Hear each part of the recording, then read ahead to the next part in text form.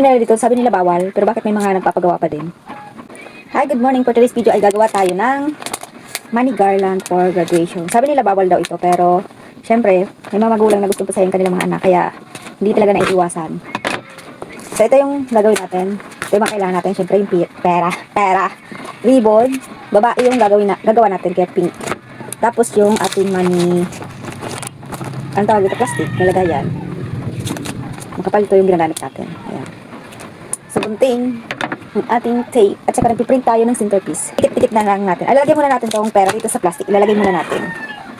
Sakto lang itong pera dito. Ayan, nakikita na. Hindi ko alam kung anong size nito. Nakalimutan ko na. Tagal na kasi nito. Matagal ko na itong binili. Noon eh, ano lang eh, yung nilalagay, candy. Yung mga ginagawang garland. Iba yung ginagawang garland dati. Asparagus, yung ivory. Tapos ano pa ba yun?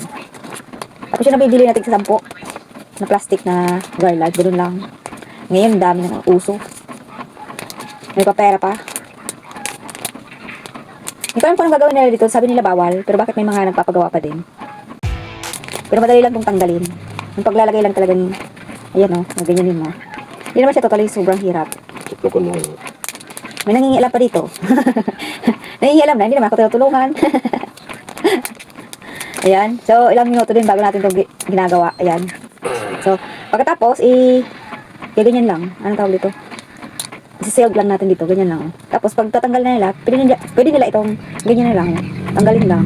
Tapos, lagay sa gilid yung garland. Pwede ulit gamitin next year kung sinong susunod na mag-graduate.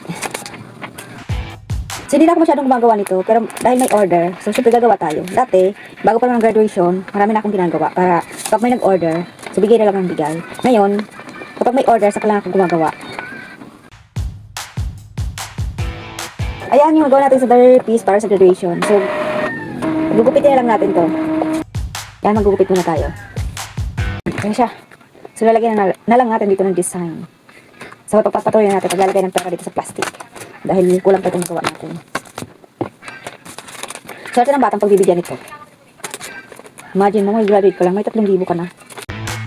Salamat nga pala sa nag-recommend sa atin na gumawa nito kay Kagawad Amina. So, thank you so much po, Kagawad, sa pag-recommend.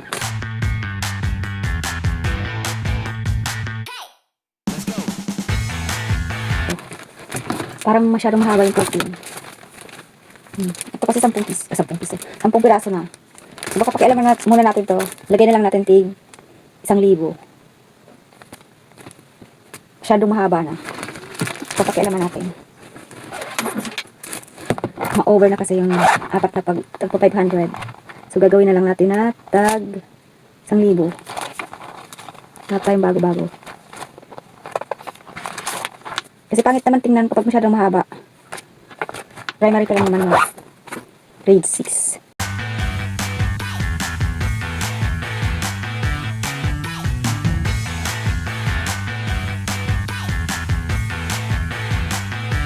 Ito nagawa.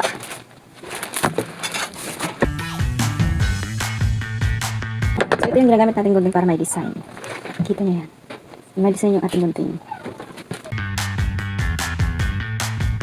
So, tapos na ang ating money garland.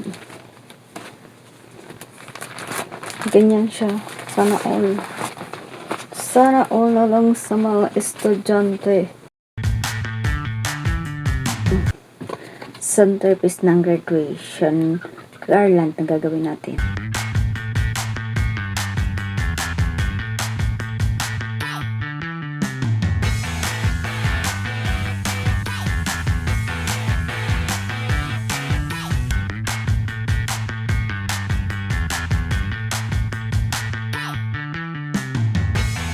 Ayan, ito na po yung nagawa natin na money garland. So, worth 3,000 pesos po ito. So, maraming salamat po sa nagpagawa nito at maraming salamat din po sa nag-recommend sa atin nito, si Kagawad Ami Nas po.